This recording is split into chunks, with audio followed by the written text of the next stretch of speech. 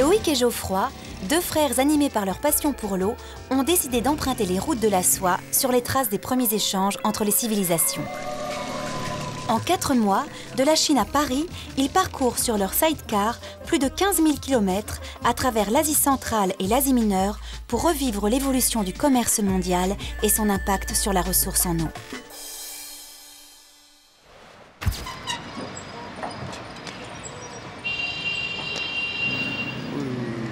Je suis français. Français. Que faites-vous ici? On va de Kashgar à Paris en moto. En moto? Sacré voyage. Au revoir. Au revoir, longue route à vous.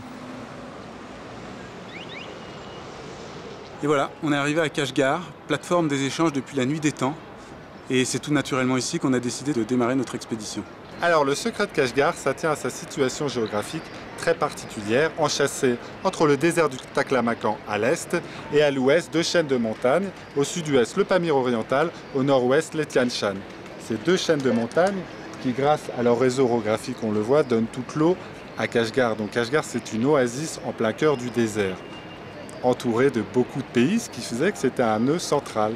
Il y a la Chine, bien sûr, l'Inde, le Pakistan, l'Afghanistan, le Tadjikistan, le Kirghizistan et beaucoup plus au nord, le Kazakhstan.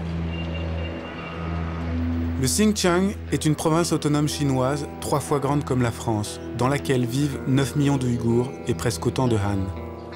Riche en charbon, en gaz, en pétrole et en uranium, cette région convoitée est aussi stratégique pour une ouverture vers l'Asie centrale et le Moyen-Orient. 2 jours après notre arrivée, des manifestations ouïghours sont violemment réprimées par le gouvernement. Les rues sont instantanément quadrillées jour et nuit par des chars et par des militaires armés jusqu'aux dents. Les rares personnes à s'aventurer dehors sont armées de bâtons pour se défendre des représailles interethnies.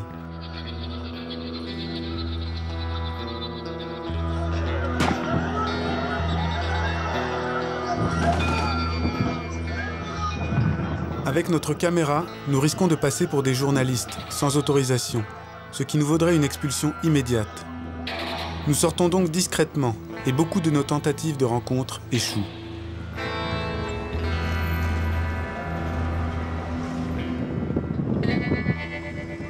On le voit bien, tous les magasins sont fermés.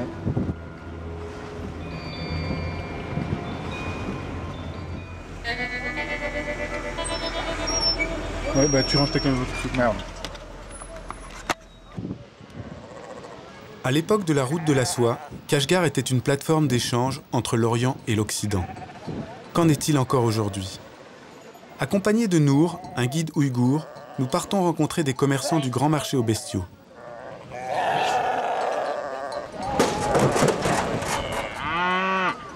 À cause des barrages policiers et de la fermeture de la province imposée par le gouvernement, le marché est très calme. Ici, c'est plutôt un marché local ou un marché international? Juste environ de 200-300 km. C'est pas vraiment un marché international? Non. Maintenant, c'est pas le marché international. Peut-être il y a 100 ans ou 200 ans, peut-être c'est là le marché international de bêtes.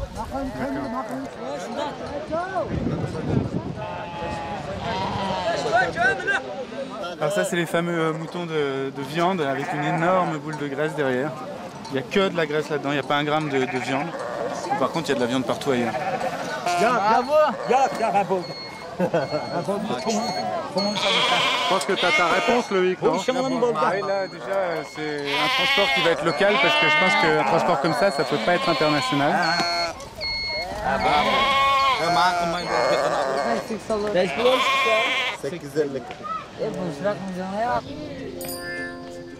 Kashgar est donc devenue une ville comme les autres, même si elle est située à un carrefour géostratégique.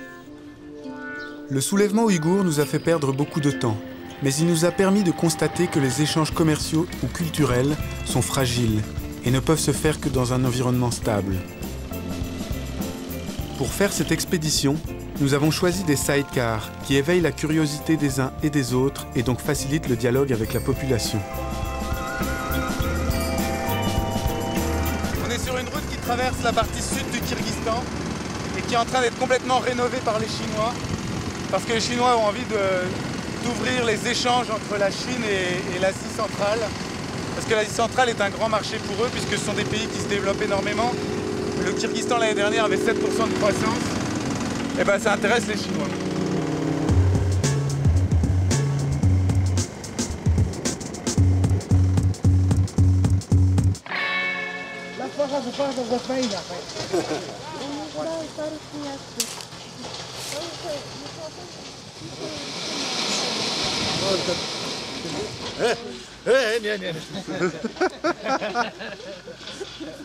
Il a peur d'être filmé? Ouais, il a peur de filmer. Pas mal, hein?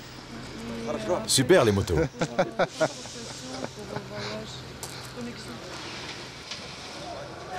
Tout va bien?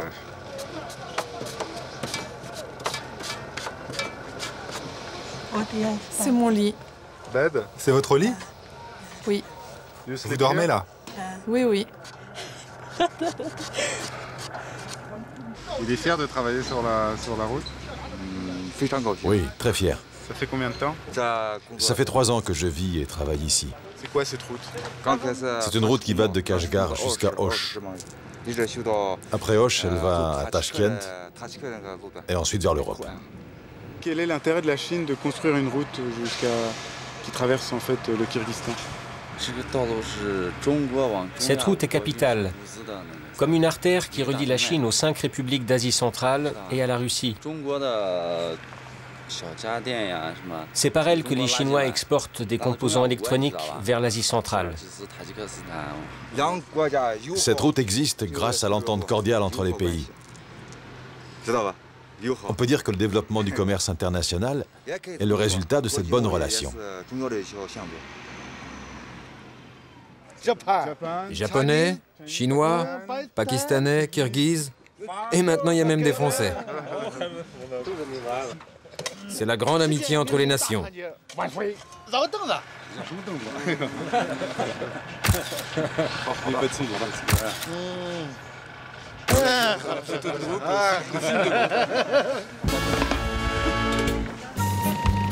La lenteur de notre progression sur cette piste défoncée nous laisse imaginer à quel point le trafic quotidien doit être difficile. C'est pour cette raison que la Banque mondiale cofinance la construction de cette route entre la Chine et l'Asie centrale pour permettre à ces pays d'échanger avec leurs voisins et donc de se développer. Sacrée route, hein? Ouais, on bouffe la poussière là. Est-ce que t'en as sur la barre ou sur les... Je crois que j'en ai partout. On en a bien mangé là. Je crois que mon copain aussi en a.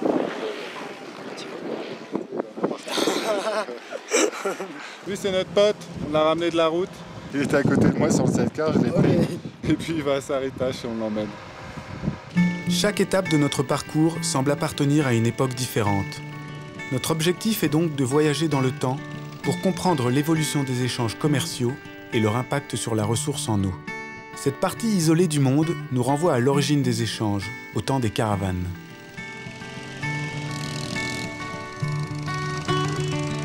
Ça fait 4 jours qu'on cherche désespérément des nomades qui souhaitent nous accueillir.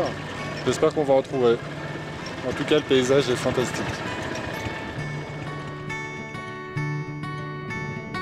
En haut du col, nous découvrons une dizaine de yourtes autour desquelles pâturent des yaks, des chevaux et des moutons. Nous décidons d'y passer la nuit. Cette fois-ci, c'est auprès des enfants que nos sidecars jouent parfaitement leur rôle de sésame. Alors là, il y a Nurgul qui nous invite à dormir chez elle et à dîner d'ailleurs.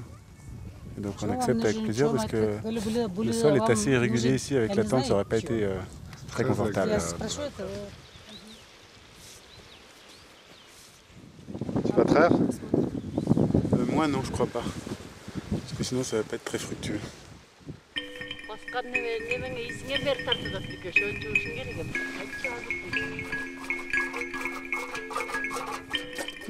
Avec ce lait, on fait du koumis et on boit à notre santé.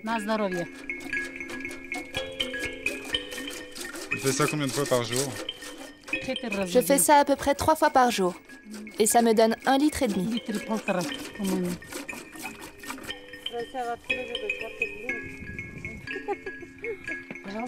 Vous pouvez goûter, c'est du fromage.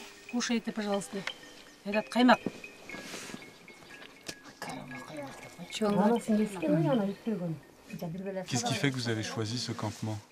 On revient camper à ce col chaque année parce qu'il y a de l'eau et des pâturages en abondance. C'est indispensable pour vivre ici et faire de l'élevage.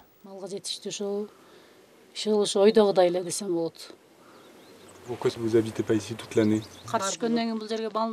Ici, dans les montagnes, l'hiver est trop rude et les bêtes n'ont plus de quoi manger. On monte dans les alpages au mois de mai et on redescend dans la vallée en septembre, quand il commence à faire froid.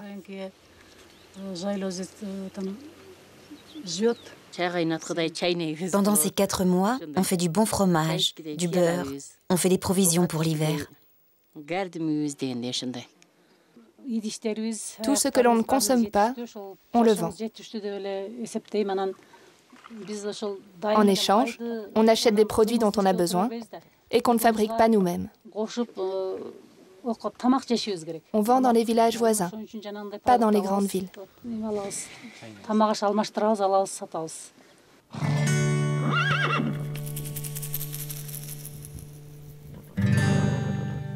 Le nomadisme pastoral est l'un des modes de vie les plus anciens. Rencontrer ces familles nomades nous permet de voir que malgré leur autonomie, ils ont besoin d'échanger avec les villages voisins pour vendre leur surplus de production et pouvoir ainsi acheter des outils et des produits alimentaires qui leur manquent. Leur accueil et leur gentillesse prouvent à quel point ils sont aussi avides d'échanges culturels avec les personnes de passage. Nurgul tient d'ailleurs beaucoup à ce que nous l'aidions à préparer le repas. Comme ça, nous partagerons nos recettes, nous a-t-elle dit.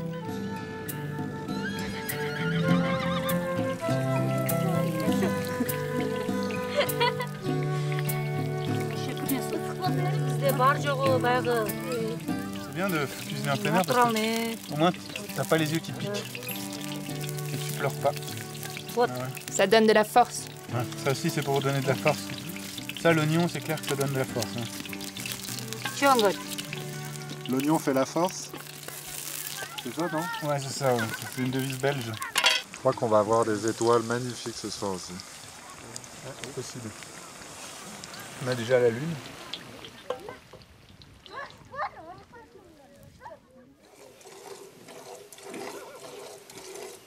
C'est super agréable de se faire réveiller par un adorable bruit de pie de vache. Du lait qui tombe dans le seau. Qu'est-ce que t'en penses, Louis?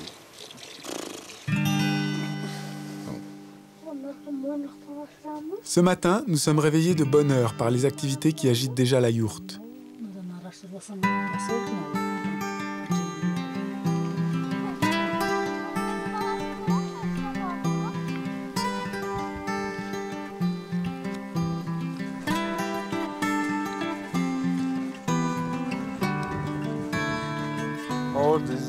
Et il a quel âge ton petit frère?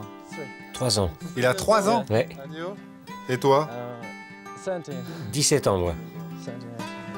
Nous avons réussi à convaincre Koutman, un jeune voisin, de parler avec nous de sa vie au Kyrgyzstan.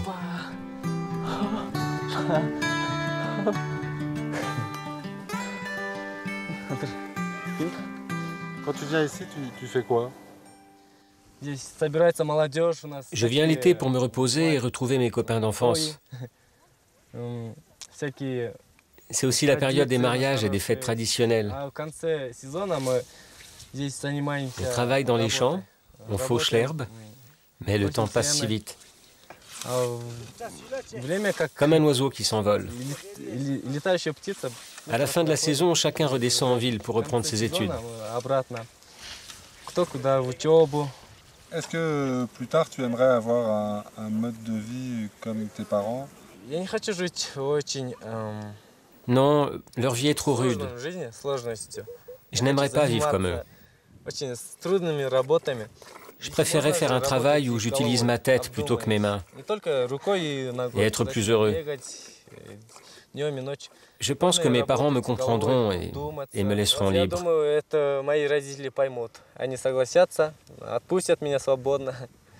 Et qu'est-ce que tu penses de la société de consommation à l'occidentale? Aujourd'hui, nous, les jeunes Kirghizes, nous n'aimons plus vivre à la campagne. On préfère vivre en ville pour être plus près de la civilisation. Mais le problème, c'est qu'on peut facilement oublier en route les traditions de nos parents. Petit à petit, on prend le mode de vie occidental. On parle, on s'habille, on mange occidental. On fait tout à l'occidental.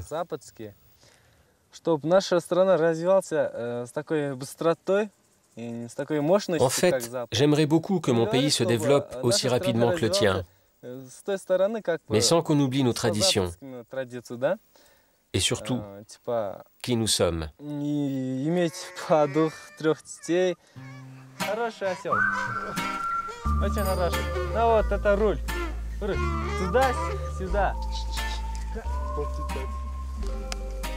Allez, avance, Baudet.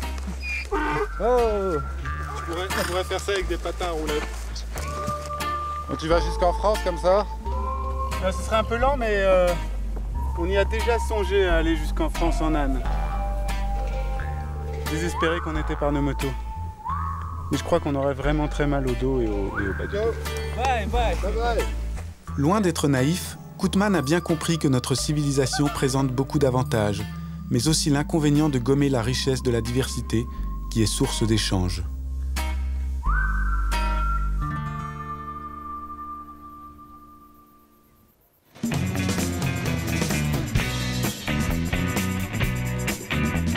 Après un mois de voyage, nous passons sans encombre la frontière entre le Kirghizistan et l'Ouzbékistan pour aller dans la vallée de la Fergana. Berceau de la production de fruits et de coton, elle représente aujourd'hui 25% de l'agriculture du pays. À l'époque de la route de la soie, l'Ouzbékistan, c'est la riche vallée fertile de la Fergana, mais c'est aussi une ribambelle d'oasis qui permettait aux caravaniers de voyager entre l'Orient et l'Occident dans une zone désertique sans tomber en panne d'eau. C'est Tachkent, Samarcande, Boukhara, Khiva.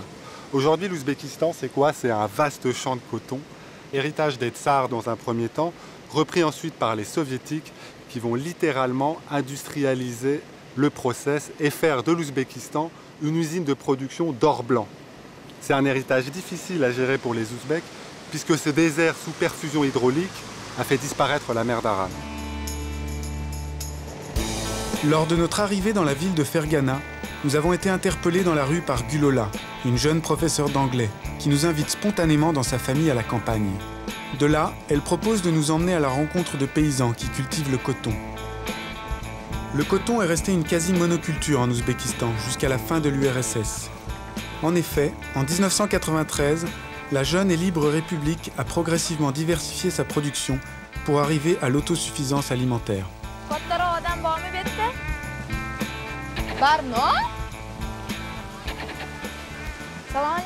Bonjour, vous allez bien? Pas trop fatigué? Allez, viens Loïc, sois pas timide. Alors qu'est-ce que vous êtes en train de faire dans le champ à la main là? À ce stade de la floraison, on enlève des feuilles pour que les fleurs de coton soient plus grosses.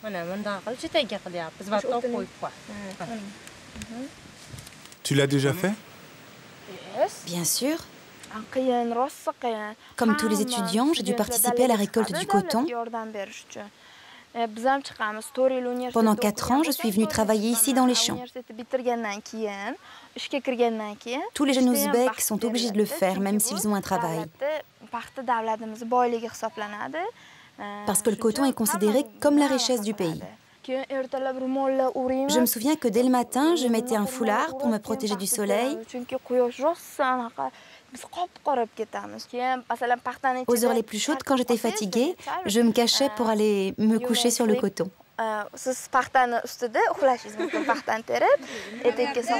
Puis discrètement, je me remettais au travail comme si de rien n'était. Là, tu vois, il y a du plastique au pied des plants de coton.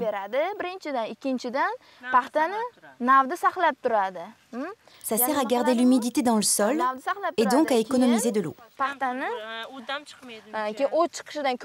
Et grâce au plastique, le coton pousse mieux car il n'y a plus de mauvaises herbes. Ils sont où les fermiers? Ils sont à la ferme. On peut les appeler? Allô, grand-père? Où est papa? Il peut venir tout de suite dans le champ? Il y a des invités qui veulent savoir des choses sur le coton.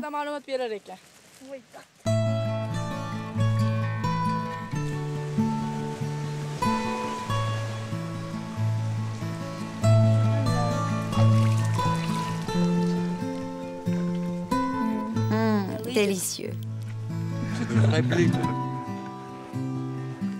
C'est fait maison?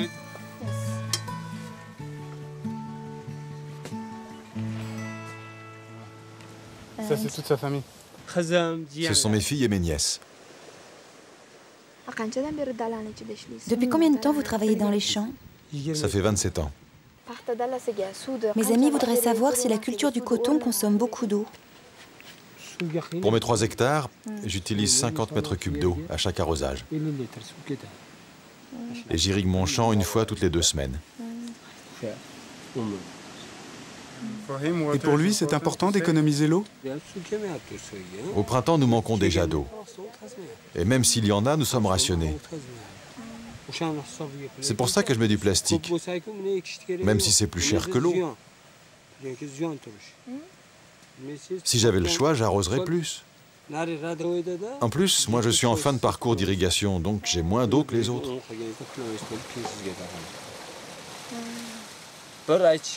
Quand j'étais jeune, les Soviétiques avaient imaginé de faire venir de l'eau des glaces de l'Arctique. Mais ce projet n'a malheureusement pas abouti.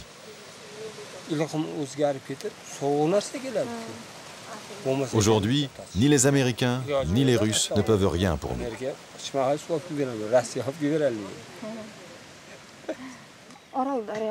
Et vous vous sentez concerné par la disparition de la mer d'Aral?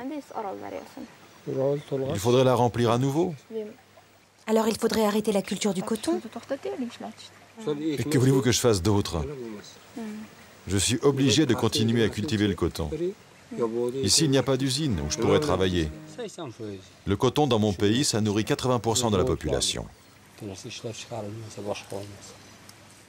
Et si on arrête cette culture, comment fera-t-on pour vivre? On ne peut pas résoudre seul le problème de la mer d'Aral.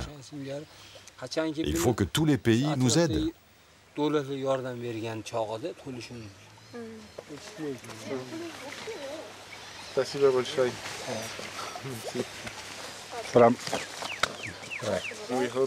Et nous lui souhaitons beaucoup de succès avec beaucoup de pluie, beaucoup d'eau, et que sa famille et ses enfants soient heureux. Merci, que Dieu vous garde.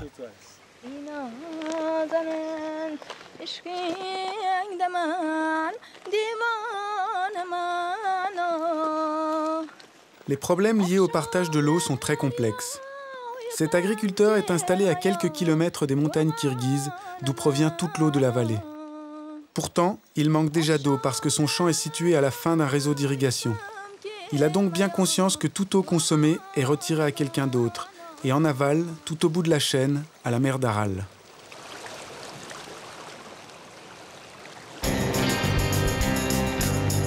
Nous avons déjà parcouru 3500 km depuis notre départ de Chine, il y a 1 mois et demi.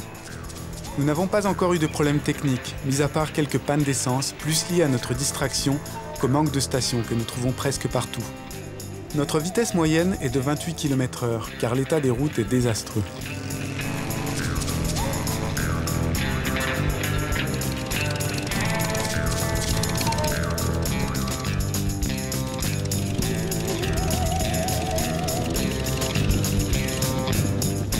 Bon, allez.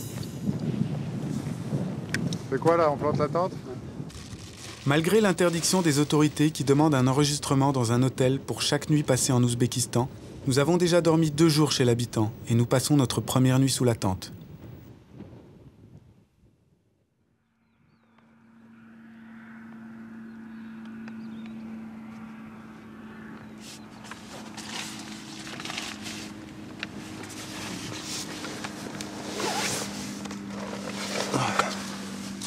On est mieux dans un vrai lit.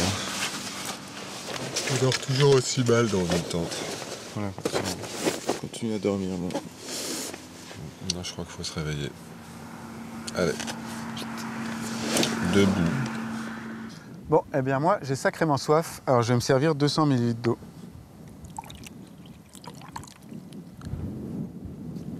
Tu me fais rire avec ton petit verre de 200 ml d'eau. Et moi, même si j'ai mal dormi cette nuit, eh ben, je porte 4 ml d'eau sur mes épaules. Mais évidemment, moi je parle d'eau réelle. Ben, moi, je parle d'eau virtuelle. Alors peut-être qu'il faut qu'on vous explique ce qu'est l'eau virtuelle. L'eau virtuelle, c'est pas un procédé qui aurait été inventé par un web alchimiste pour transférer de l'eau par Internet. C'est l'eau qui est réellement nécessaire à la production d'un produit. Alors attends, si je te comprends bien, l'eau virtuelle, c'est pas l'eau que je consomme quand je bois un verre ou quand je prends mon bain par exemple, mais c'est toute l'eau que je consomme indirectement quand j'achète un produit dans un magasin par exemple? Voilà, alors Geoffroy, pour un t-shirt, tu as parlé de 4000 litres tout à l'heure. Les estimations varient, mais ça on aura le temps d'y revenir un peu plus en détail plus tard. Le calcul de l'eau virtuelle devient intéressant lorsque l'on parle d'échange. En effet, le pays qui importe 1 kg de coton économise 4000 litres d'eau qu'il peut consacrer à autre chose, comme l'agriculture vivrière ou plus rentable encore, la production industrielle. De la même manière, on pourrait parler d'énergie virtuelle, de terre virtuelle ou même de pollution virtuelle.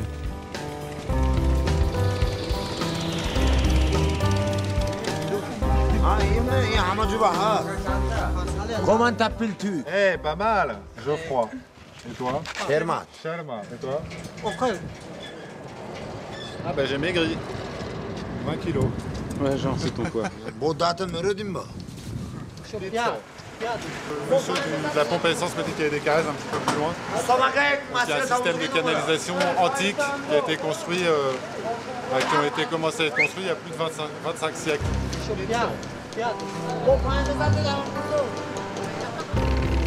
Deux Ouzbeks qui étaient à la station-service proposent de nous accompagner jusqu'au Carrez.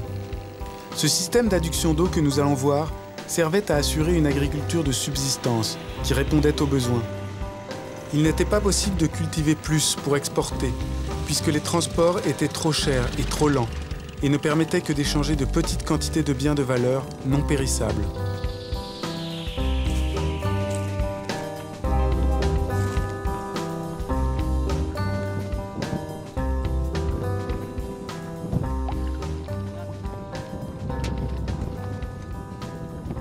Il y a au moins 5 ou 6 mètres.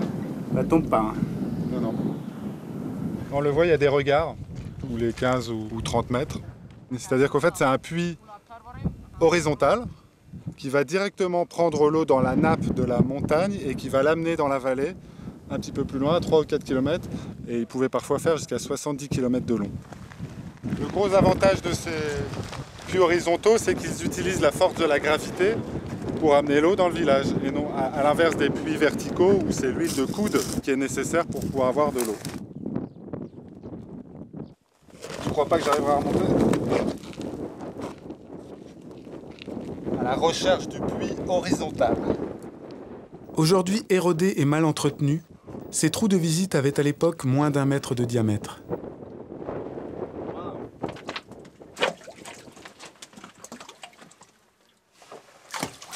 Hop là.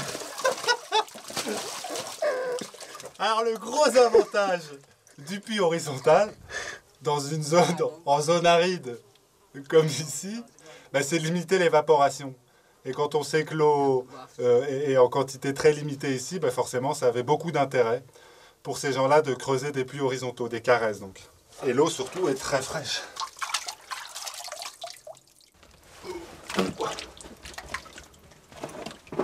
Bye bye Loïc, moi je te laisse en bas. Tu me balances la corde? Je suis pas encore remonté.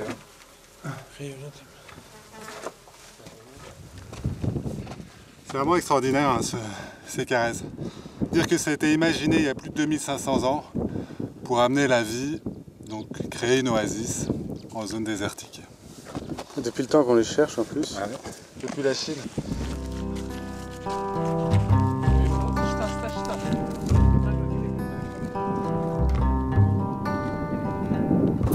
Là, ça en est encore un. Nous partons vers le nord du pays en direction de la mer d'Aral.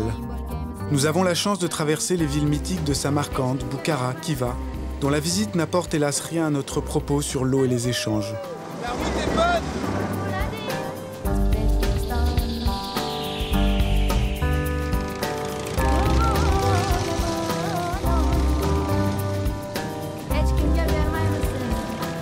La théorie des échanges veut qu'un pays qui souhaite obtenir des devises doit exporter. La monoculture imposée pendant des décennies par l'URSS a mis l'Ouzbékistan devant une impasse, car la seule marchandise qu'il sait produire et vendre est le coton. Cependant, pour que ces devises permettent de réellement diversifier l'économie, il faudrait qu'elles ne soient plus détournées par la corruption. Waouh, c'est un peu effrayant tout ça. Alors là, on est sur un canal énorme qui doit avoir le même débit que la Seine et qui est directement issu de la Mou-Daria et qui va à travers le désert pour irriguer des hectares de coton. Alors, en Ouzbékistan, il y a 1,5 million d'hectares qui sont irrigués pour le coton exclusivement, avec une production équivalente à 1 million de tonnes, dont 90% sont exportés, ce qui fait de l'Ouzbékistan le deuxième exportateur mondial de coton et le quatrième producteur. Nous ne sommes plus maintenant qu'à quelques centaines de kilomètres de la mer d'Aral, en Karakalpaki, une région jadis fertile qui, comme 50% du pays, souffre aujourd'hui de la salinisation des terres à cause d'un excès d'irrigation, mais aussi à cause des vents de sel provenant du désert qui a remplacé la mer.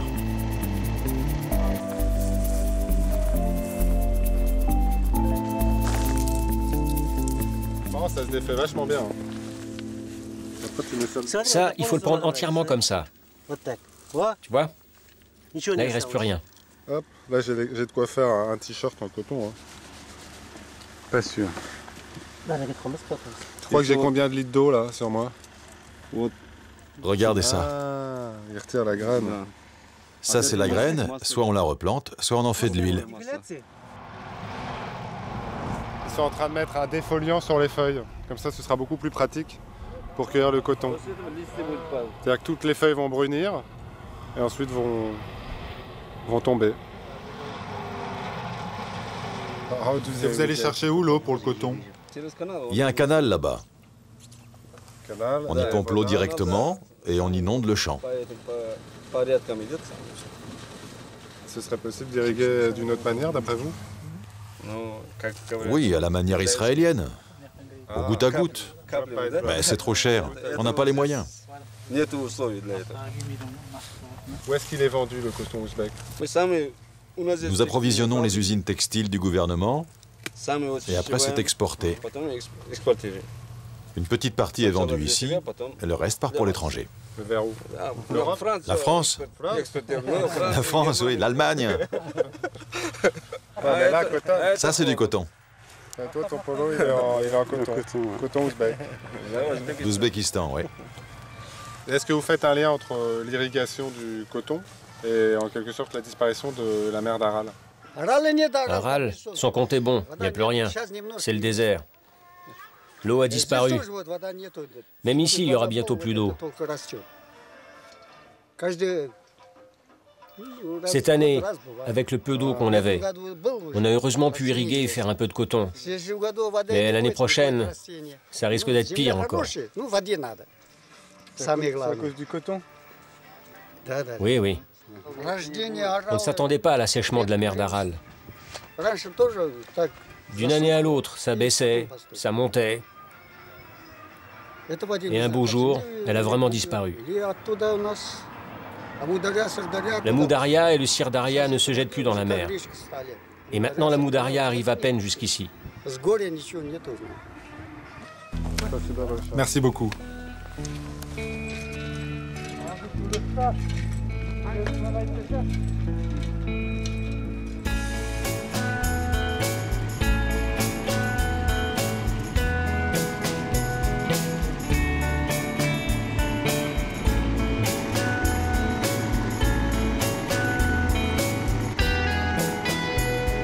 À Noukous, à 300 km de la mer d'Aral, nous nous rendons au Fonds international pour la sauvegarde de la mer, afin de voir ce qui peut encore être fait.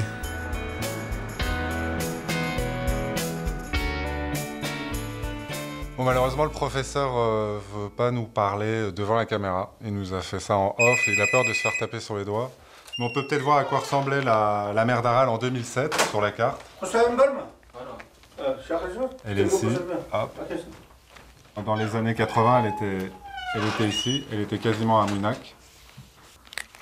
Ça, c'est en 2007. Et il nous a montré une photographie satellite du 18 juin 2009. Et on voit que cette langue de mer a totalement disparu. Il ne reste plus que la partie ouest de la mer d'Aral, cette petite langue ici. Et le fonds de sauvegarde de la mer d'Aral est en train de faire un grand projet d'une barrière hydro-végétale, c'est-à-dire eau et arbustes, afin de protéger tout le Karakalpakstan des vents qui sont chargés de sel. Il y a 150 millions de tonnes de sel qui se déversent chaque année sur toute la région ici, toutes les terres cultivées. Et donc ça stérilise complètement les sols. Nous avons été surpris de voir que la mer d'Aral avait complètement disparu et que plus rien n'était imaginé pour la sauver. Serait-il trop tard? Le dilemme du pays est le suivant. Pourquoi se mettre en faillite juste pour sauver une mer et quelques milliers de pêcheurs? Contrairement au CO2, dont la problématique est mondiale, on dit que l'eau est un problème local et doit donc être gérée en conséquence. Il est vrai que l'eau est difficilement transportable.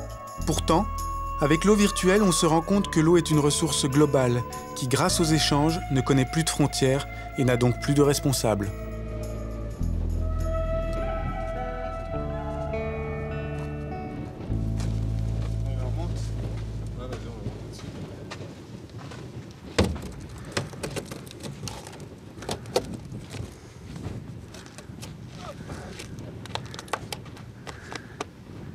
Parce que toi, t'es déjà là-haut? Ouais. Un peu désespérant. Face à une mer qui a disparu, et après avoir parcouru des milliers de kilomètres sur nos sidecars, en voyant toutes ces terres irriguées en Asie centrale, je me rends compte que ce t-shirt que j'achète en Europe, qui est fait à partir du coton de ces terres irriguées, a un impact direct sur l'eau, puisque l'eau n'est plus là. C'est ce qu'on appelle l'empreinte sur l'eau. Et en Ouzbékistan, cette empreinte a provoqué la disparition de la mer d'Aral, qui est un écosystème qui était équilibré et surtout naturel. Pour être remplacé par un système totalement artificiel de terres irriguées en plein désert, peu productive et peu pérenne aussi puisqu'elle s'épuise.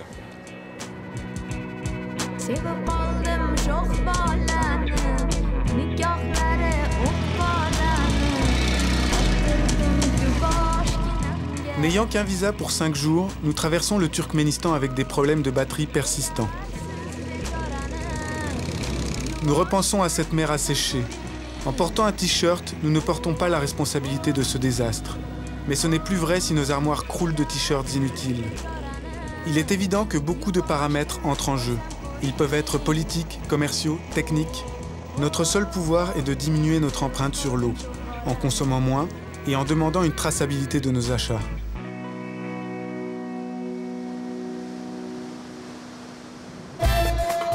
Du Turkménistan, nous traversons la mer Caspienne en bateau pour rejoindre l'Azerbaïdjan. Hélas, parce que nous sommes avec des véhicules étrangers, une bizarrerie douanière nous oblige à sortir du pays dans 3 jours. Nous quittons donc rapidement Bakou pour couvrir les 500 km qui nous séparent de la frontière géorgienne. Pris par le temps et par la fatigue qui s'accumule, nous n'avons pas encore réglé notre problème de batterie. Une fois de plus, le sidecar vert doit tirer le noir sur 200 km pour que nous réussissions à sortir d'Azerbaïdjan 72 heures après notre arrivée en bateau.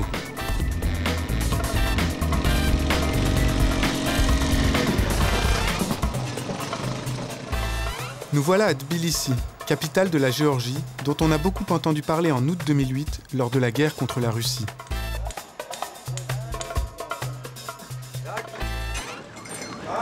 On est dans un paysage complètement apocalyptique de voitures démontées, défoncées et tout. Et là on recherche toujours pour la moto, on a des problèmes de batterie, donc on cherche un accumulateur, un chargeur de batterie. À Tbilissi, notre priorité est de trouver ce chargeur. C'est juste au cas où, car un super électricien a enfin réglé nos problèmes de batterie. Excellent.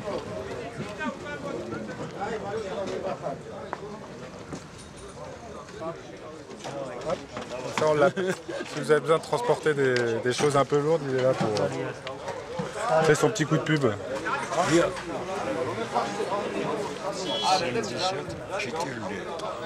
74.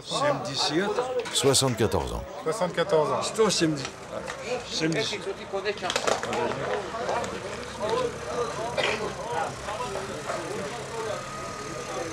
Ah ouais, c'est dur.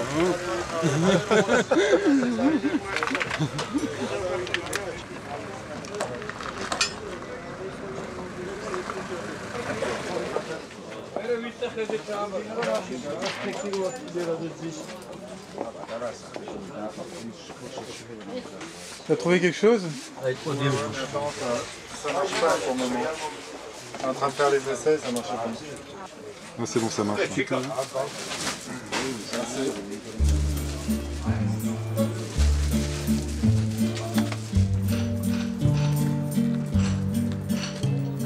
ici regorge de francophiles.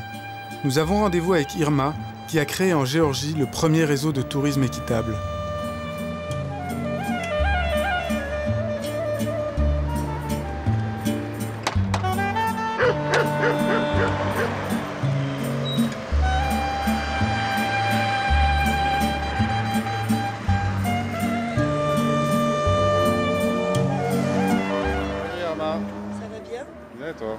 Très bien. Docteur en chimie, Irma est aujourd'hui chargée de mission de la coopération franco-géorgienne et réalisatrice de documentaires. Elle nous accueille avec Macho, un ami géographe. Bonjour, ça va? C'est Geoffroy.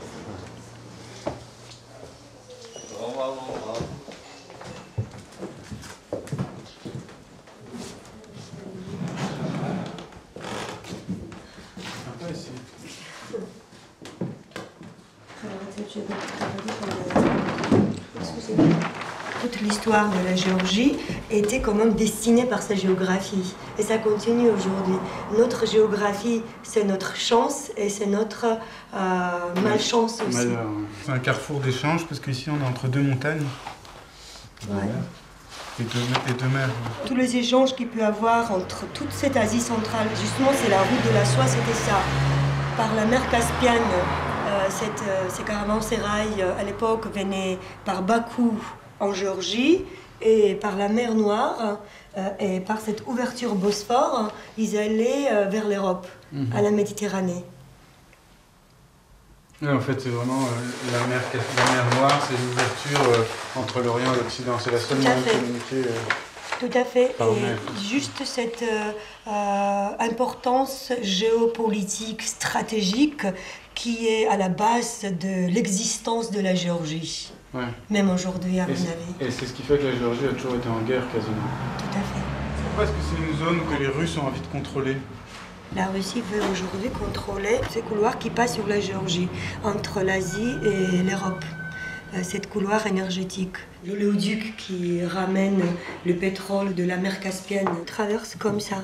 Il va aller à Ceyhan, au sud de la Turquie, au bord de la Méditerranée. Le tracé de ces oléoducs est un enjeu économique énorme pour la région. La Russie essaye de garder coûte que coûte le contrôle sur ce corridor énergétique vers l'Europe. Tout se joue ici, en Transcaucasie. Et c'est une des raisons de la guerre en Ossétie. Car la Géorgie est une pièce maîtresse sur l'échiquier énergétique international. C'est au-delà de conflits locaux. C'est vraiment un conflit global, puisque tous ces pays, tous ces voisins et l'ouverture vers l'Europe, ils sont tous concernés. Et nous sommes tous concernés par ce problème-là. Et par toutes les guerres qu'on peut avoir aussi dans ces beaux mondes. Eh bien, merci beaucoup. Merci. Bon voyage.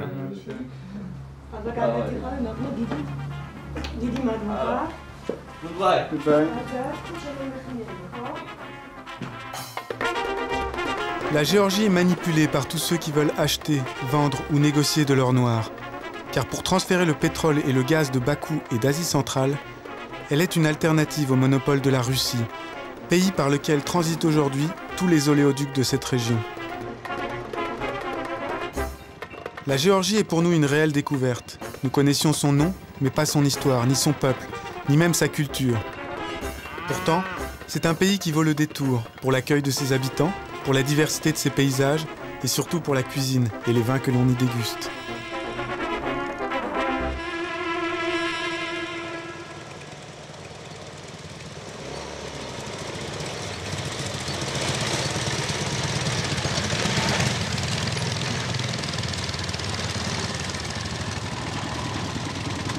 On est dans les petits Caucases, c'est les montagnes qui sont au sud de la Géorgie, qui font la frontière avec la Turquie. Et on espère passer demain la frontière turque. Et comme on est un peu à la bourre sur notre programme, on doit faire de la navigation de nuit.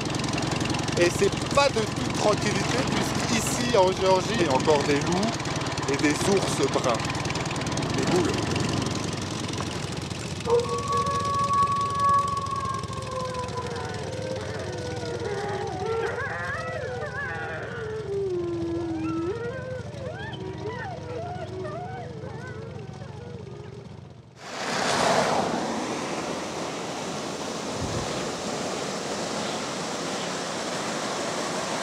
Qu'est-ce que tu fais? Là, je suis tombé en rate d'essence. Résultat, je prends de l'essence de ta moto pour la mettre dans la mienne. Dans un décor féerique, même si on vient d'essuyer une drache terrible avec des routes arrachées. Et là, on voit bien, la rivière est déchaînée.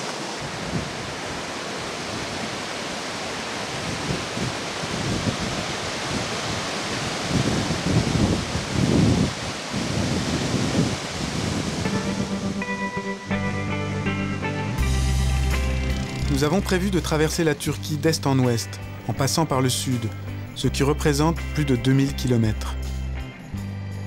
Nous entrons en Anatolie.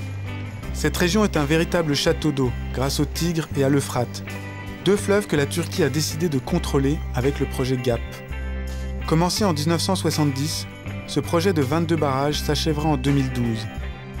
Il permet de développer l'agriculture, grâce à l'irrigation, et de produire de l'électricité pour l'industrie. Avec ces nouvelles richesses, le gouvernement d'Ankara veut stabiliser politiquement cette région pauvre, majoritairement habitée par des Kurdes.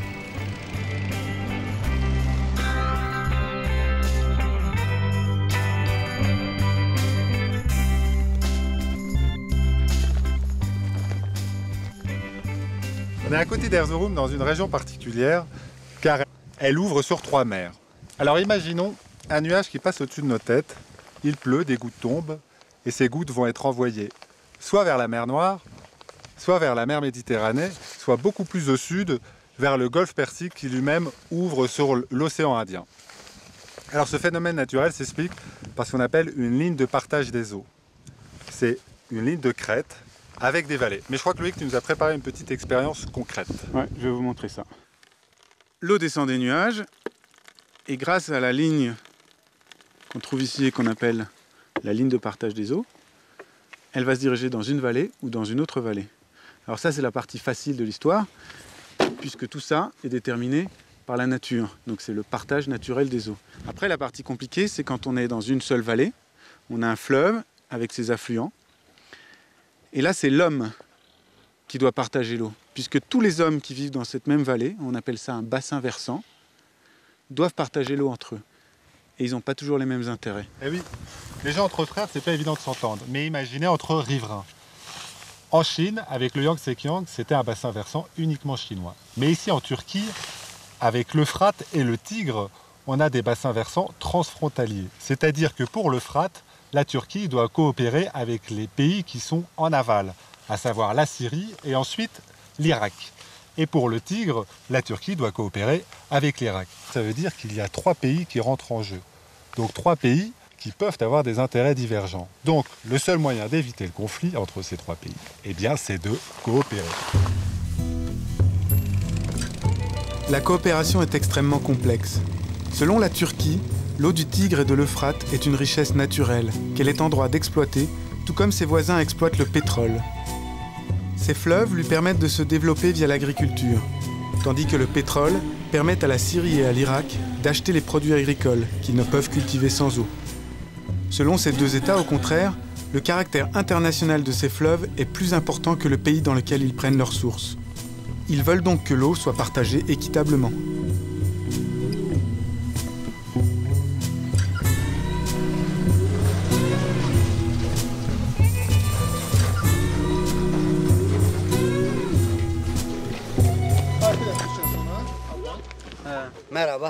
Bonjour. Bonjour, bienvenue. Venez, venez. Tu vois ce raisin? On l'appelle raisin des oiseaux, car ce sont eux qui le mangent.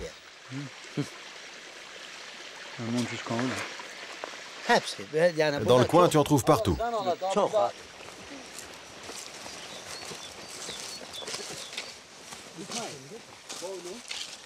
Ça, c'est le barrage Atatürk. Atatürk barrage. Non, tu confonds. Le barrage Atatürk, c'est à Urfa. Ça, c'est le barrage de Kiralkez. Et un peu plus bas, tu as le barrage de Dicle, qui signifie le Tigre. Est-ce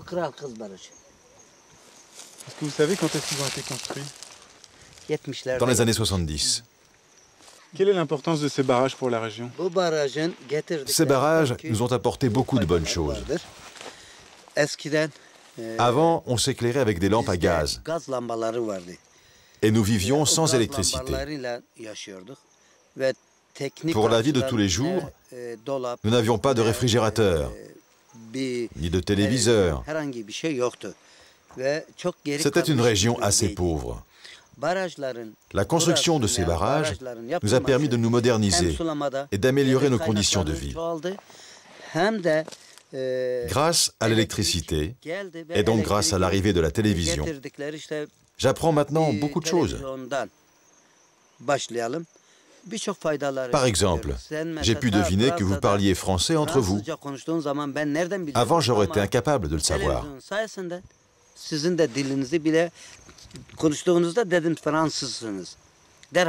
Tu vois comme ces barrages ont changé notre vie.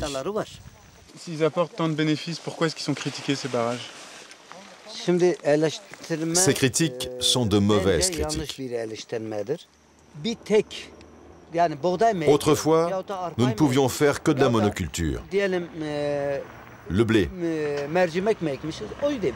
Mais aujourd'hui, grâce à l'irrigation avec l'eau venant des barrages, nous pouvons produire en grande quantité, une grande diversité de produits agricoles, comme le maïs, le blé, les haricots. Et ça, c'est un bénéfice supplémentaire. Il n'y a pas de nuisance.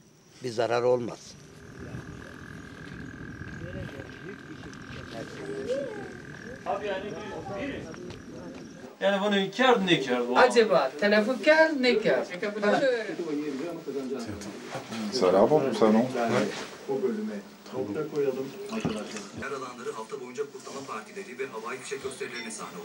Les 60 ans de la Chine.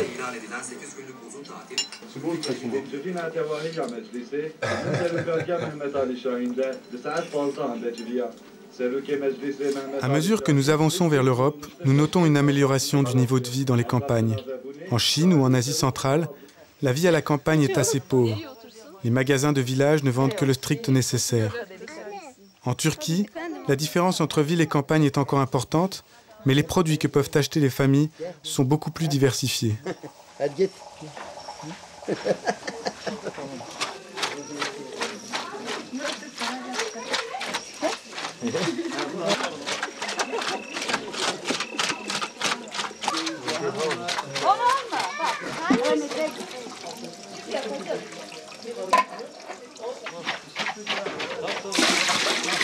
Il foule le raisin au pied, il le met dans cette cuve à fond chauffé, et il l'éteint sur ses linges blancs, qui sèchent au soleil, et ça donne une espèce de gelée de raisin.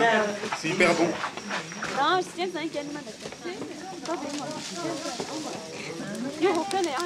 Nous aurions fait du vin avec ce raisin, mais les Turcs, majoritairement musulmans, ne consomment pas d'alcool. Pour nous donner des forces durant notre voyage, ils nous ont offert 2 kilos de cette délicieuse crêpe en pâte de fruits.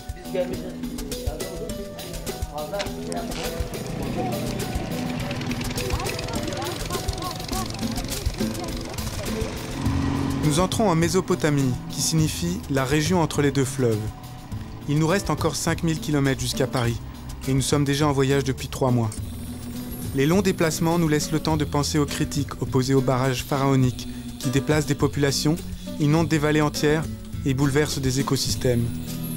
Le projet GAP est encore plus critiqué, car il donne à la Turquie le pouvoir de couper l'alimentation en eau de la Syrie et de l'Irak. On dit que l'eau est un flux renouvelable, ce qui la différencie du pétrole, qui est un stock épuisable. Pourtant, les barrages transforment l'eau en un stock, qui pourrait bien un jour se monnayer.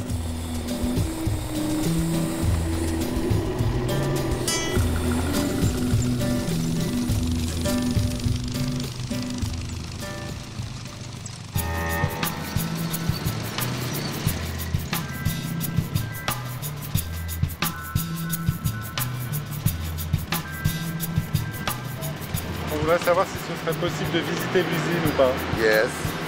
Oui? Yes. Avec vos responsables marketing, ce serait possible?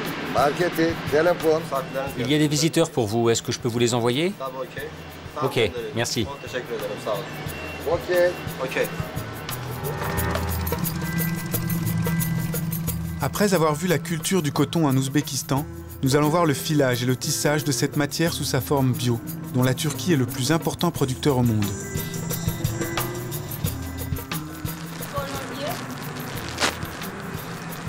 Merci.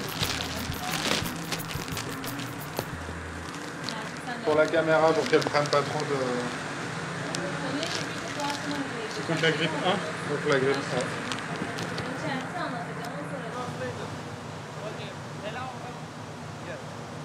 D'où vient le coton? De Turquie? Il vient d'Urfa. Urfa? Oui, Urfa. On y était il n'y a pas longtemps. Et ça représente combien de pourcentage sur toute l'année le coton bio? Pour le moment, ça représente 1% de notre production annuelle. 1%. Bon,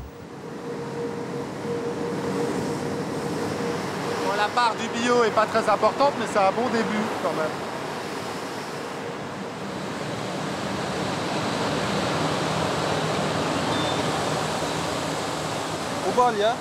Tu vois, le coton arrive ici sous cette forme, et un bout de chaîne, ça devient du fil. Combien de kilos de coton il faut pour faire un jean qui pèse environ 450-550 grammes? Pour fabriquer un jeans, tu as besoin d'environ 1 kg de coton, à cause des coupes. C'est 2 fois plus que le poids du pantalon.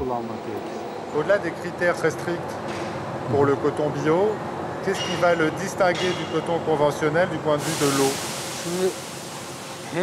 Pour parler de la quantité d'eau nécessaire à la culture du coton et à la fabrication du tissu, il faut savoir que les produits chimiques utilisés dans l'agriculture conventionnelle permettent une meilleure productivité.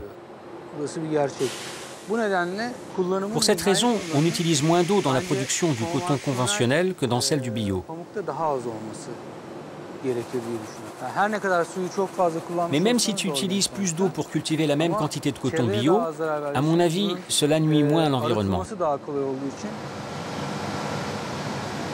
c'est fini. Oui, c'est fini. Est-ce qu'on peut dire que la compétition mondiale, qui cherche à satisfaire la consommation de masse, pourrait être responsable de cette destruction de l'environnement? C'est vrai que la concurrence a augmenté de manière considérable. Il y a trop de production, trop de ventes et surtout trop de consommation. Et quoi qu'il arrive, on ne peut pas suivre avec les ressources naturelles. Et quand les ressources naturelles ne suffisent plus, tu es contraint d'utiliser plus d'engrais et de pesticides pour augmenter la productivité. Et bien entendu, ça a un impact sur l'environnement. Le réchauffement climatique, la fonte des glaces, le trou dans la couche d'ozone ne sont pas arrivés là par hasard. Ils sont la conséquence directe de cette course à la surproduction et à la surconsommation. Est-ce qu'on a des chances de retrouver ce tissu-là en France? Oui, vous pouvez les trouver en France, comme partout en Europe, et surtout les porter. Bon, bah, merci beaucoup. Il est tard. Bonne nuit. Bonne soirée.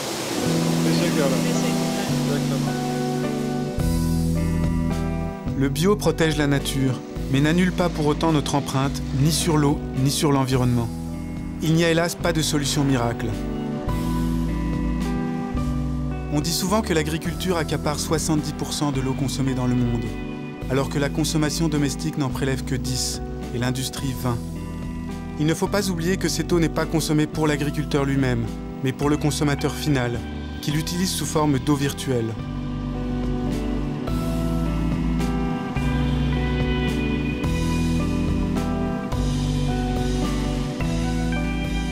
Notre morale est au beau fixe. Nous arrivons bientôt à Istanbul, ce qui nous donne une grande satisfaction, en même temps qu'une impression de sécurité. Nous sommes quasiment sûrs maintenant de rejoindre Paris, même si nos sidecars peuvent encore nous réserver des surprises. Petit, petit, petit, petit. Petit, petit, petit, petit,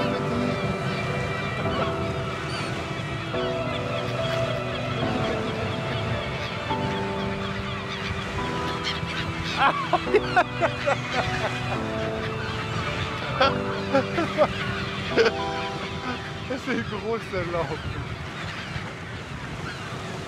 On est en train de traverser la mer de Marmara pour rejoindre Istanbul qui est de l'autre côté. C'est un petit raccourci. Il faut dire qu'on aura mis plus de 85 jours pour faire Kashgar Istanbul. Et là ça fait bizarre quand même de dire qu'on quitte l'Asie mineure pour aller en Europe et on change de continent. Istanbul est une ville de 16 millions d'habitants, partagée en deux par le Bosphore, qui relie la mer Noire à la mer de Marmara. Il y a deux ponts qui relient la rive est, dite asiatique, à la rive ouest, dite européenne. En mars 2009, la ville a été le siège du 5e Forum mondial de l'eau, qui a rassemblé 33 000 participants, représentants de gouvernements, d'entreprises et d'ONG du monde entier, pour échanger, coopérer ou débattre sur le thème de l'eau.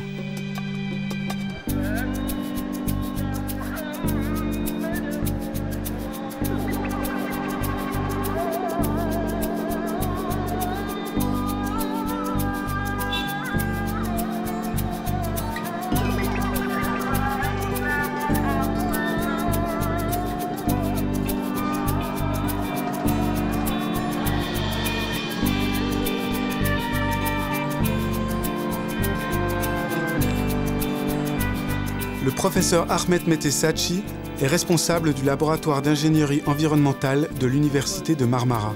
Il a récemment dû abandonner ses recherches pour occuper le poste de secrétaire général adjoint du Forum mondial de l'eau. Parmi ses recherches, le professeur étudie Anamox, une bactérie révolutionnaire récemment découverte dans la mer Noire, à des profondeurs où le soleil n'arrive pas. Elle est capable de détruire l'ammoniac présent dans nos égouts. Ce genre de forum est souvent critiqué, d'ailleurs, par des spécialistes comme vous. Qu'est-ce que vous en avez retiré?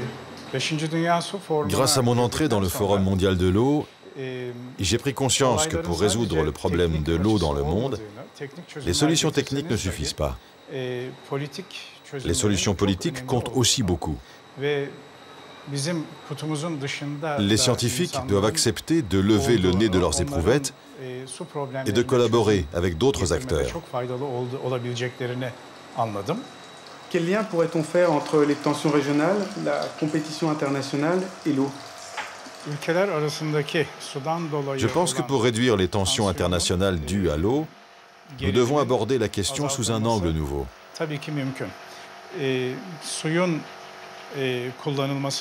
Il faut arrêter de penser uniquement le partage de l'eau entre pays voisins en termes de mètres cubes par seconde.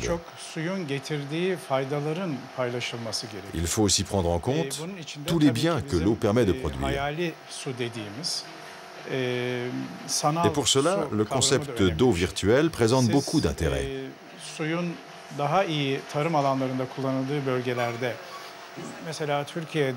Par exemple, dans le sud-est de la Turquie, nous avons beaucoup d'eau et nous alimentons le Moyen-Orient avec le Tigre et l'Euphrate.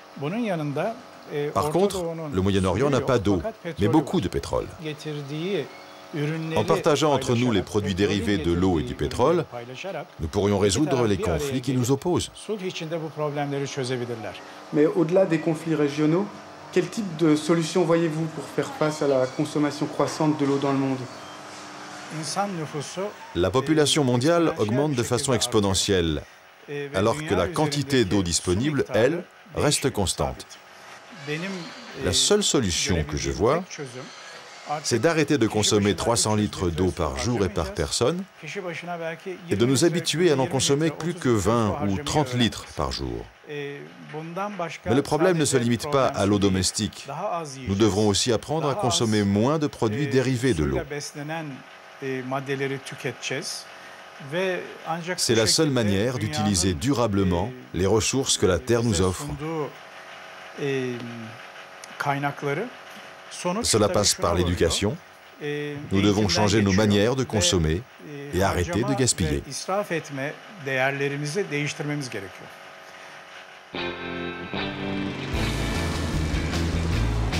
Le gaspillage est responsable de 30 à 50% de la consommation d'eau dans le monde. On parle souvent des fuites, mais c'est la partie visible de l'iceberg. Car chaque fois que nous jetons une radio, de la nourriture, un jeans, des emballages, nous jetons l'énorme quantité d'eau qui était nécessaire à leur fabrication. Il faut limiter notre consommation de produits de mauvaise qualité, de produits inutiles ou jetables, même s'ils sont biodégradables. Notre prochaine étape est la Roumanie, que nous allons rejoindre en traversant la Bulgarie en 2 jours, le nez dans le guidon.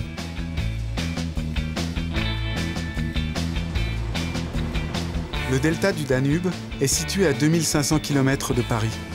Il reçoit les eaux de ce fleuve qui traverse 10 pays en Europe. Nous passons 3 nuits à Tulcea, la ville roumaine en amont de ce delta, que nous partons explorer.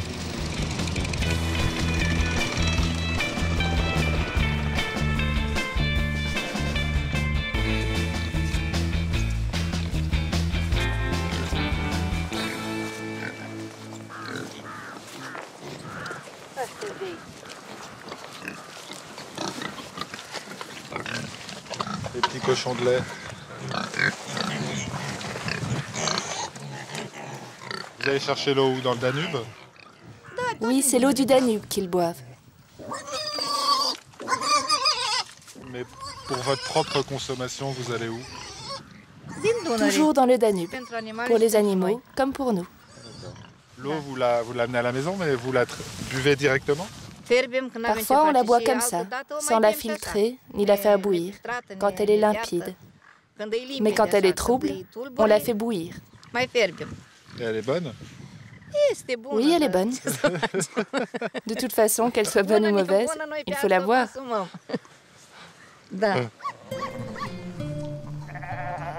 La Roumanie fait partie de l'Europe depuis 2007. 50% de la population du pays n'a pas accès à l'eau courante et puise l'eau directement dans les cours d'eau ou dans les puits, souvent dangereusement pollués par des produits chimiques, agricoles ou industriels.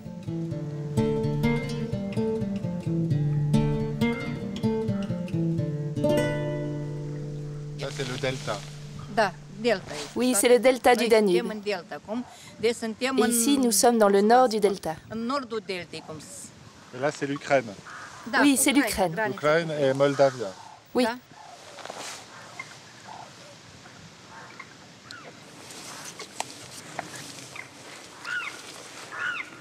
Voilà, on met nos bottes, on y va et on prend de l'eau. Et vous aimeriez bien avoir l'eau courante? Qui n'aimerait pas? Mais ce n'est pas encore possible. Qui ne voudrait pas un robinet dans sa cour? Un lavabo dans sa cuisine? Tout le monde voudrait bien.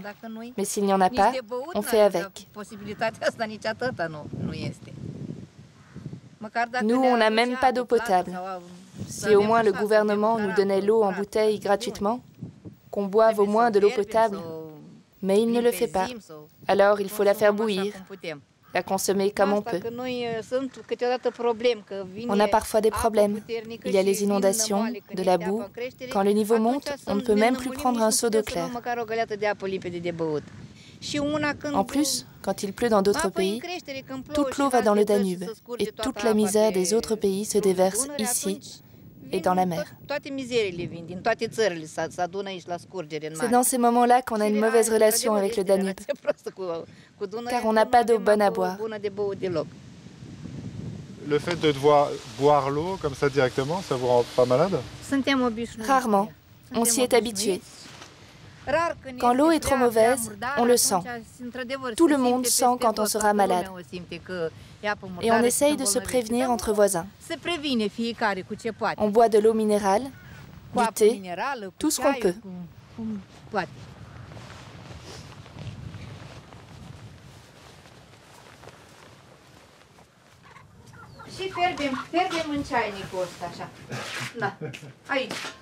On fait bouillir l'eau dans cette théière et on la boit.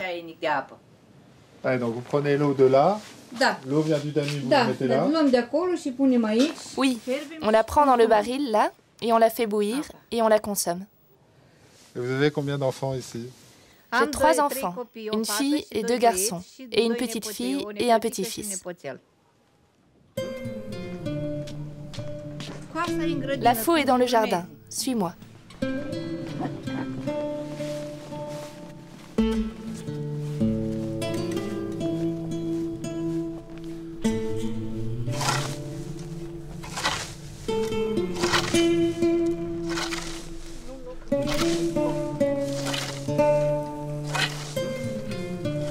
C'est pour les porcs. Ah, les porcs.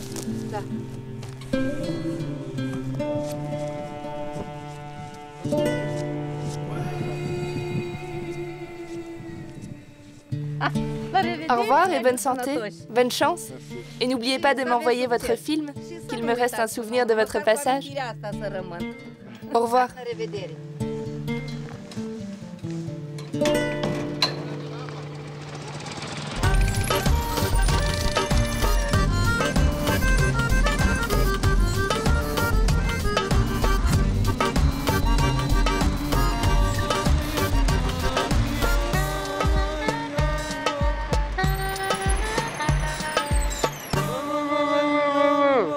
Je comprends rien.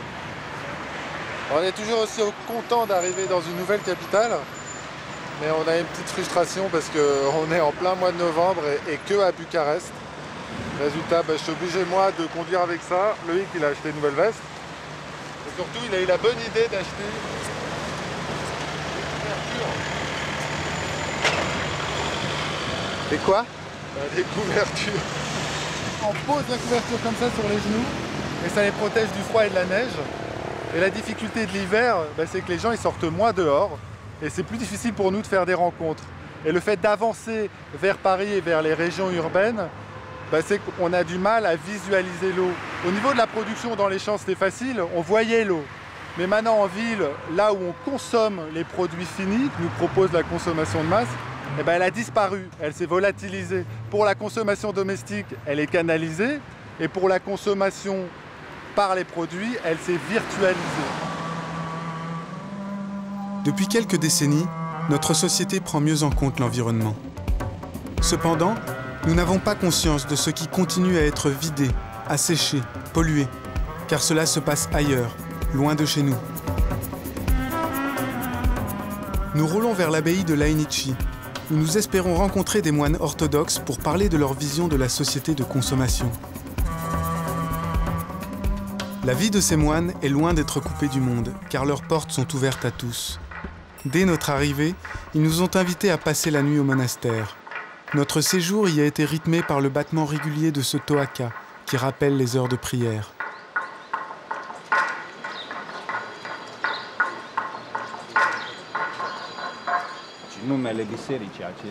Le nom de cette église est la source de la guérison. La guérison s'accomplit par l'eau. Là, il y a un bassin au-dessus duquel se trouve la mère qui tient l'enfant Jésus dans ses bras. Les malades entrent dans l'eau pour guérir leurs maladies corporelles et spirituelles. Quel lien faites-vous entre l'eau et les échanges?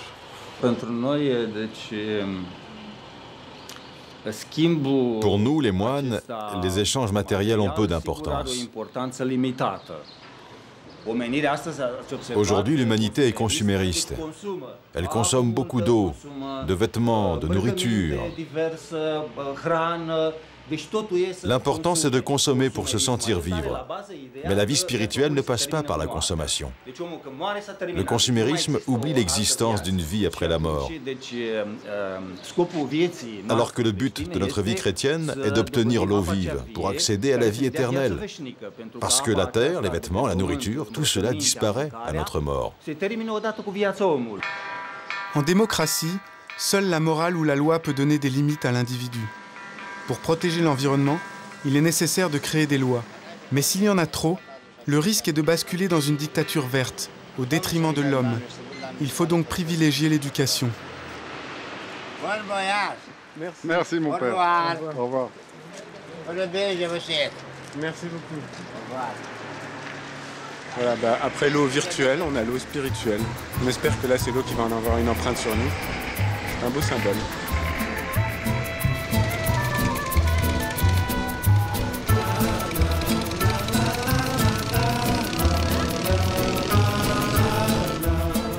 Nous traversons la Hongrie, en passant par Budapest, la Slovénie, où nous dormons à Ljubljana, et l'Italie. Les journées sont de plus en plus courtes, froides et pluvieuses.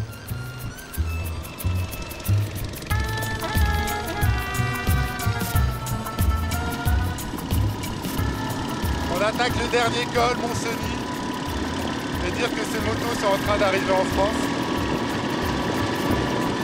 Après avoir traversé le désert, essuyé des tempêtes de sable, passer la frontière chinoise sous des tonnes de savon. Ça va être incroyable.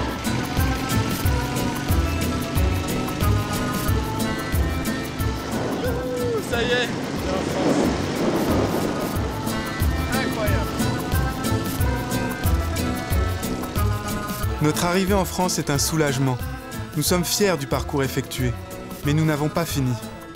Nous avons rendez-vous près de Lyon avec Fabrice, qui va nous présenter la gestion des stocks et des flux de marchandises, nécessaires à la satisfaction du consommateur moderne.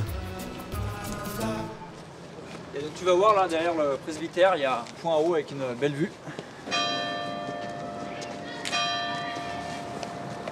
Voilà, donc tu vois la zone logistique qui fait 2 millions de mètres carrés bâtis. Et c'est une des 3 premières en Europe. Et alors à quoi ça sert tout ça? Ben, ça sert, tu vois, il y a l'autoroute A43 juste à côté de la 7. Tu as les marchés de consommation, Lyon, Grenoble, Marseille. Et tu as des industries, et ben, ça c'est le milieu. Donc tu stockes les produits industriels prêts à être livrés à la consommation. Dans plein d'endroits différents. Dans plein d'endroits différents. On va dire globalement tout le sud-est de la France, ça se joue quelque part là-dedans. Et c'est récent ce genre d'organisation? À l'échelle de l'humanité, c'est très récent parce que ça existe depuis 30 ou 40 ans à peu près, ce genre de principe. Avant, on n'avait ni la possibilité ni l'utilité de faire ça. On était tous habitués à avoir des ruptures, à prendre des produits locaux, à prendre des produits qui étaient stables dans leur conception. Et maintenant, le monde a changé. Et pour accompagner le consommateur dans son besoin de changement et d'avoir tout le temps tout, il faut des plateformes comme ça qui stockent et qui sont organisées pour livrer rapidement n'importe où en France des produits. Et alors dans ces plateformes logistiques, qu'est-ce qui diffère d'un caravansérail de la route de la soie qu'on a suivi? On va dire déjà 2 choses. Le flux. Là, tu stockes des milliers et des milliers de tonnes de marchandises. Un chameau, c'est 247 kilos. 230 kilos. Ben, un camion, c'est 24 tonnes. Et puis là-dedans, dans une plateforme de 15 000 m², tu mets peut-être 2000 camions. Autre grande différence par rapport au volume, les caravansérails, ça transportait uniquement la valeur, les produits chers, tout le monde voulait, parce que le transport coûtait très cher. C'était long, c'était 1 an pour venir. Ah oui, 1 an. Ouais. Et donc pour payer tous ces gens-là, pour faire la route et tout, il fallait vraiment que ça en vaille le coup, quoi.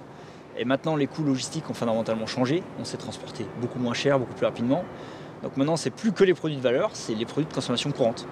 Les t-shirts, ça, ton pantalon, ton casque, tout ça, ça vient d'entrepôts comme ça. C'est des produits qui viennent d'où qu'on trouve dans ces plateformes? Ça vient du monde entier et avec une prédominance pour la grande Europe, on va dire. Ouais. Et puis après, tu as des flux qui viennent forcément beaucoup d'Asie, d'Amérique du Sud, de partout. Ouais. De partout. Mais alors qu'est-ce que la consommation de masse a engendré? La consommation de masse, elle a engendré forcément la massification, donc plus de transport de marchandises, plus de surface de stockage. Plus de volume, donc plus de circulation de marchandises. Ouais. Elle a aussi amené la volonté absolue d'avoir des prix bas, donc elle a développé le commerce international. Tu produis là où c'est moins cher, même si c'est à 6000 km. Même s'il faut du bateau, du train, de l'avion. Et pour l'instant, on n'a pas trop de limites sur la consommation. C'est-à-dire qu'on sacrifie tout à la consommation. Mais alors ça, en eau virtuelle, si on le transformait tous les produits qui sont là-dedans en eau virtuelle, on aurait... C'est pas une mer qu'on aurait, c'est un océan, quoi. Probablement. Parce que 3000 litres d'eau pour 1 kilo de coton, ouais, c'est un océan, c'est la mer d'Aral, quoi, qui est là. Ouais. Ah, mais là, il y a probablement beaucoup d'eau. Il y a beaucoup d'eau. Il y a probablement beaucoup d'eau, beaucoup de pétrole, beaucoup de choses là-dedans. Et dans tous les produits qu'on achète, indépendamment de la composition du produit, il y a effectivement beaucoup de choses derrière. On ne se rend pas forcément compte des impacts.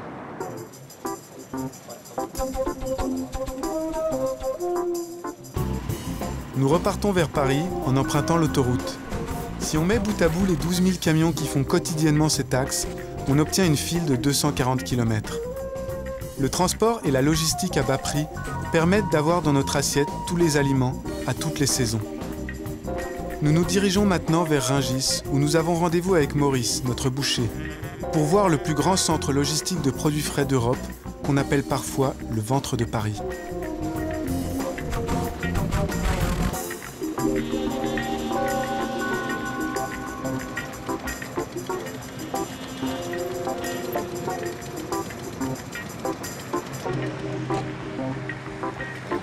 Bonjour, ça va bien? Très bien. Alors bienvenue à Rungis. Je vais vous montrer le pavillon de la viande, à quoi ça ressemble.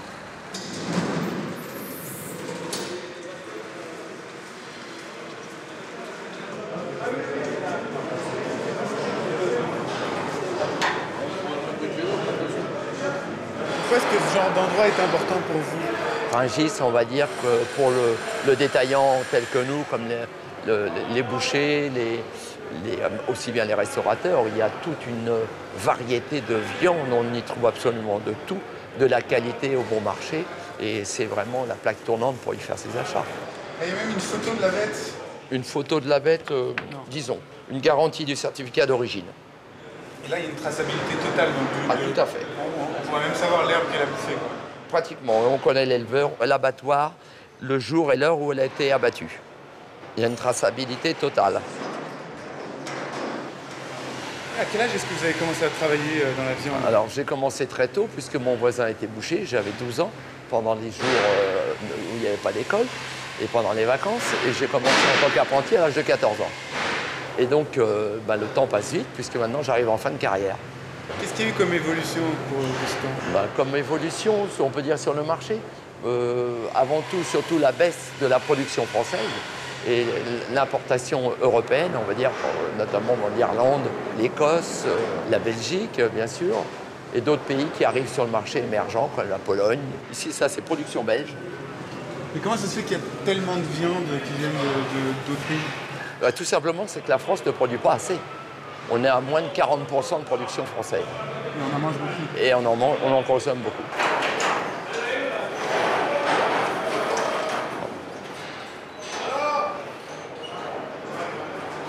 Est-ce que ça existe des animaux qui n'ont jamais vu l'herbe de leur vie, en fait? Ah, c'est sûr, malheureusement.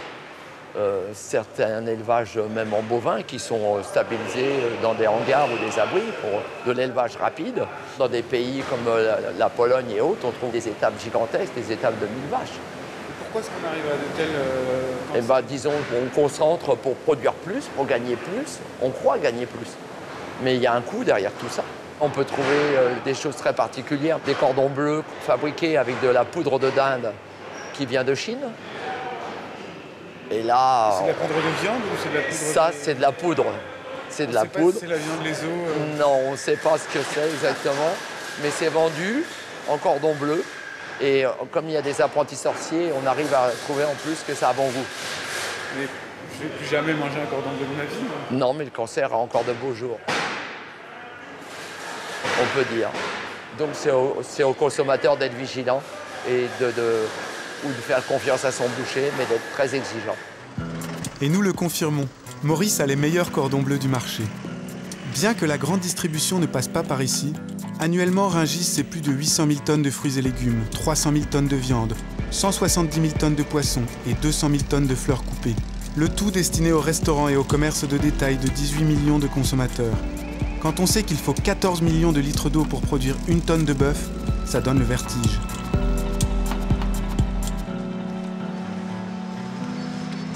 Et voilà, après 4 mois et demi, on rentre à la maison. Coucou! Il a une caméra! Il a une caméra!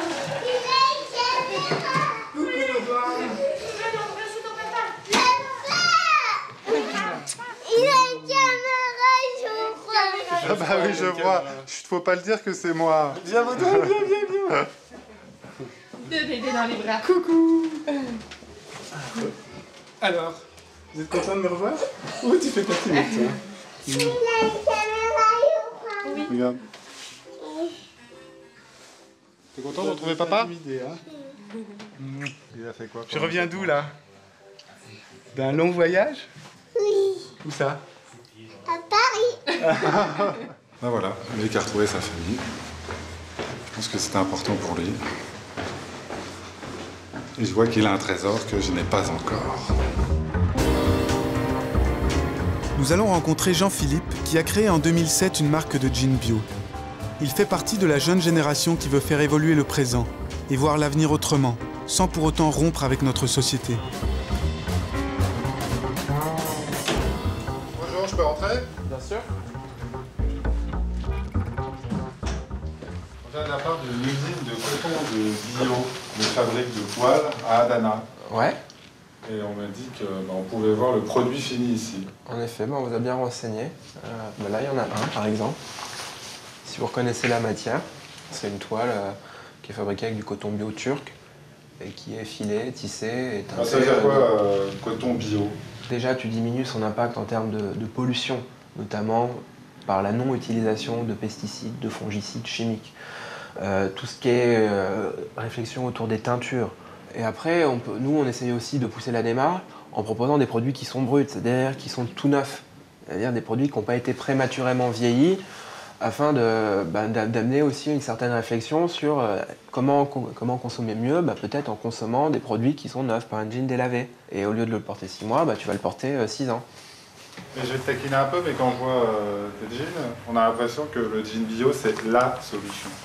En tout cas, ce jean est une étape vers une partie de la solution. Alors déjà pour le bio, parce que c'est extrêmement important de mesurer l'impact que peut avoir notre garde-robe sur la planète.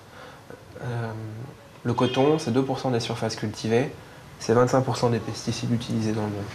Donc c'est de loin une des cultures les plus polluantes. Tu sais combien de litres d'eau il faut pour fabriquer un jean? Non, tu sais pas. Non, je sais pas. Beaucoup, je pense. 10 000 litres d'eau. 10 000 litres d'eau. Ouais, c'est plus que je ne le pensais. 10 000 litres d'eau dans ce produit.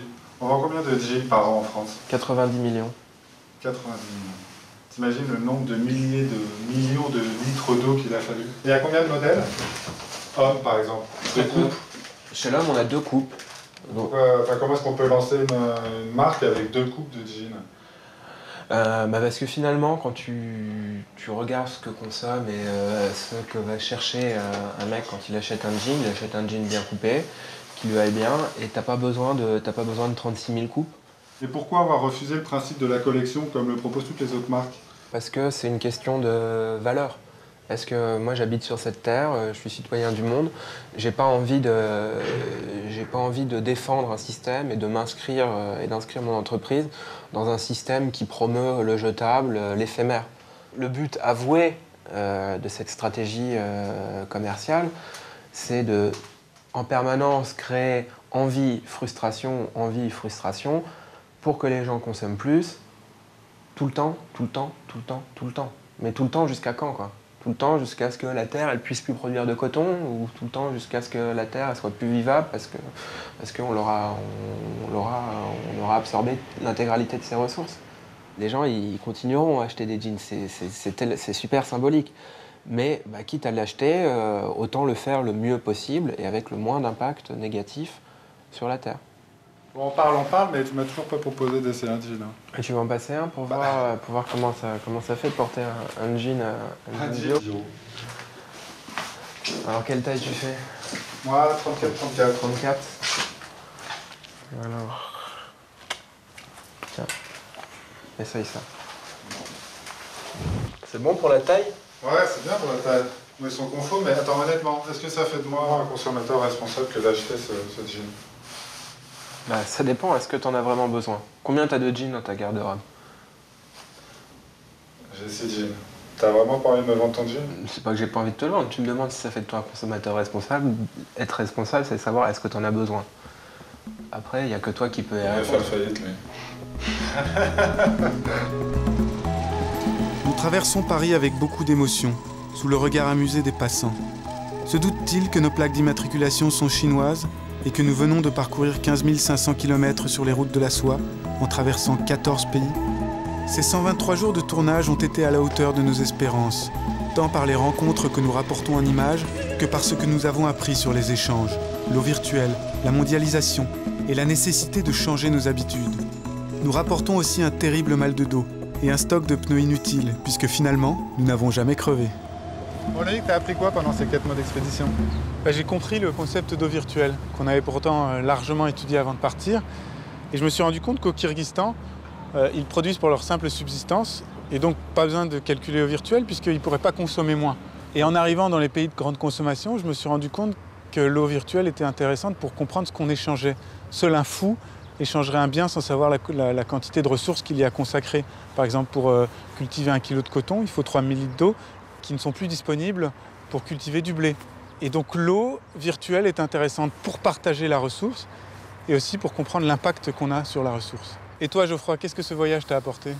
Moi, j'ai fait 2 constats assez simples. Le premier, c'est sur les échanges à proprement parler, qu'ils soient entre des individus ou à l'échelle d'un pays, pour qu'il y ait un véritable enrichissement entre les parties prenantes. on doit impérativement respecter la diversité. Ça passe par l'écoute, le dialogue et la paix. Mon deuxième constat porte sur les échanges commerciaux entre les pays. L'avènement de la mondialisation a certes permis de faire exploser les échanges et d'augmenter les bénéficiaires, mais le revers de la médaille, c'est qu'on a une empreinte sur la ressource en eau et sur l'environnement qui est catastrophique. Et le paradoxe dans cette histoire, c'est que les bénéficiaires de ces échanges, ce sont des pays démocratiques. C'est-à-dire que les personnes qui vivent dans ces pays-là, ils sont libres. Ils sont libres de savoir ce qu'ils veulent consommer et de se rendre compte de ce qu'ils vivent derrière eux. Est-ce qu'on a envie de transformer cet héritage de la route de la soie en route de la soif? Non, et je pense que ça va nous demander du boulot. Kashgar, Paris.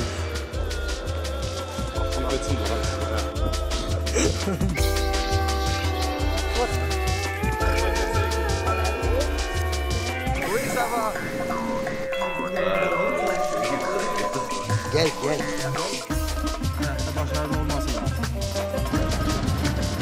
Ça va bien ou pas?